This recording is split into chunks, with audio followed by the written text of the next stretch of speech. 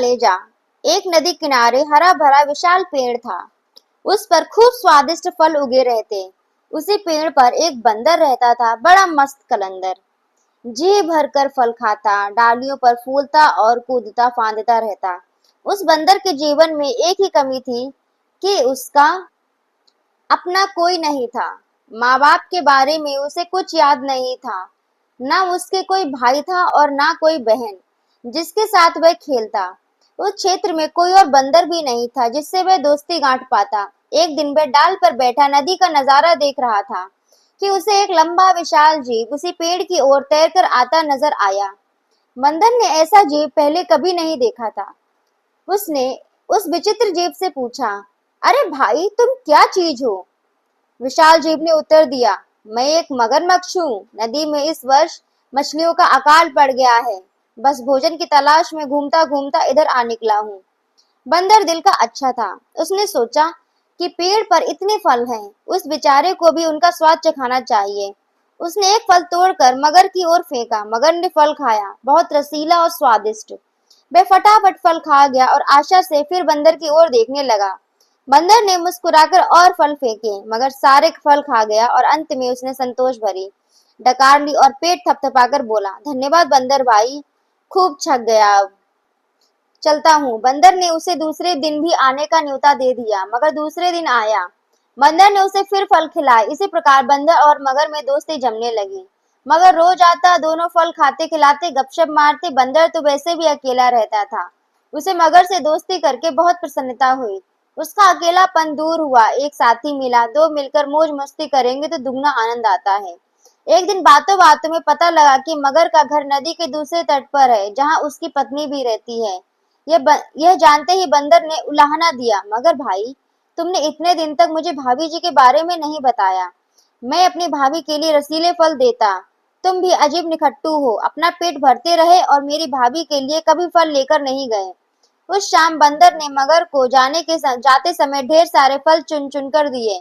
अपने घर पहुंचकर मगरमच्छ ने वह फल अपनी पत्नी मगरमच्छनी को दिए। मगरमच्छनी ने वह स्वाद भरे फल खाए और बहुत संतुष्ट हुई। मगर ने उसे अपने मित्र के बारे में बताया। पत्नी को विश्वास न हुआ। वह बोली, जाओ, मुझे बना रहे हो बंदर की कभी किसी मगर से दोस्ती हुई है? मगर ने यकीन दिलाया, यकीन करो, भाग्यवान बनना सोचो, यह फल मुझे कहाँ से मिले? मैं तो पेड़ पर चढ़ने से रहा।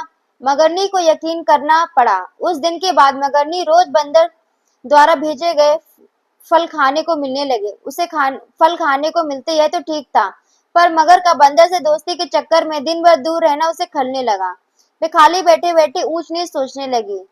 वह स्वभाव से कुछ दुष्टा थी। एक दिन उसका दिल मचल उठा, जो बंदर इतने रसीले फल खाता है, उसका कलेजा कितना स्वादिष्ट होगा। अब वह चालें सोचने लगी। एक दिन मगर शाम को घर आया तो उसने मगरनी को कराहते पाया। पूछने पर मगरनी बोली, मुझे एक खतरनाक बीमारी हो गई है। वैद्य जी ने कहा है कि यह केवल बंदर का कलेजा खाने से ही ठीक होगी। तुम अपने उस मित्र बंदर का कलेजा ला दो। मगर सन्न रह गया। भाई, अपने मित्र को कैसे मार सकता है? ना, यह नहीं हो सकता। मगर को इनकार से सिर हिलाते देखकर मगरनी जोर से हाय हाय करने लगी। तो फिर मैं मर जाऊंगी तुम्हारी बला से, और मेरे पेट में तुम्हारे बच्चे हैं, वो भी मरेंगे। हम सब मर जाएंगे। तुम अपने बंदर दोस्त के साथ खूब फल खाते रहना। हाय रे, मर गई, मैं मर गई। पत्नी की बात सुनकर मगर शहर उठा। बीवी बच्चों के मोह ने उसकी अक्ल पर पर्दा डाल दिया। वह अपने दोस्त से विश्वासघात करने, उसकी जान लेने चल पड़ा। मगरमच्छ को सुबह सुबह आते देखकर बंदर चकित हुआ। कारण पूछने पर मगर बोला, बंदर भाई, तुम्हारी भाभी बहुत नाराज है। कह रही है कि देवर जी रोज मेरे लिए रसीले फल भेजते हैं, पर कभी दर्शन नहीं दिए, सेवा का मौका नहीं दिया। आज तुम ना आए तो देवर भाभी का रिश्ता खत्म। तुम्हारी भाभी ने मुझे सुबह सुबह ही भगा दिया। अगर तुम्हें साथ ना ले जा पाया तो वह मुझे घर में नहीं घुसने देगी। बंदर खुश भी हुआ और चकराया भी। मगर मैं जाऊं कैसे?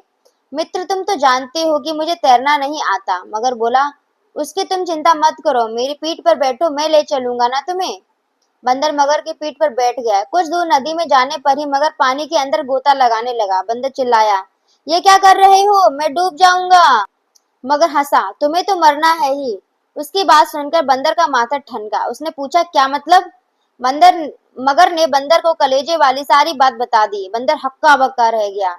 उसे अपने मित्र से ऐसी बेईमानी की आशा नहीं थी। बंदर चतुर था, तुरंत अपने को संभाल कर बोला, वाह, तुमने मुझे पहले क्यों नहीं बताया? मैं अपनी भाभी के लिए एक तो क्या 100 कलेजे दे दूं, पर बात यह है कि मैं अपना कलेजा पेड़ पर ही छोड़ आया हूँ। तुमने पहले ही सारी बात मुझे ना बताकर बहुत गलती कर दी। अब जल्दी से वापस चलो ताकि हम पेड़ पर से कलेजा लेते चलें। देर हो गई तो भाभी मर जाएंगी, फिर मैं कभी अपने आप को माफ नहीं कर पाऊंगा।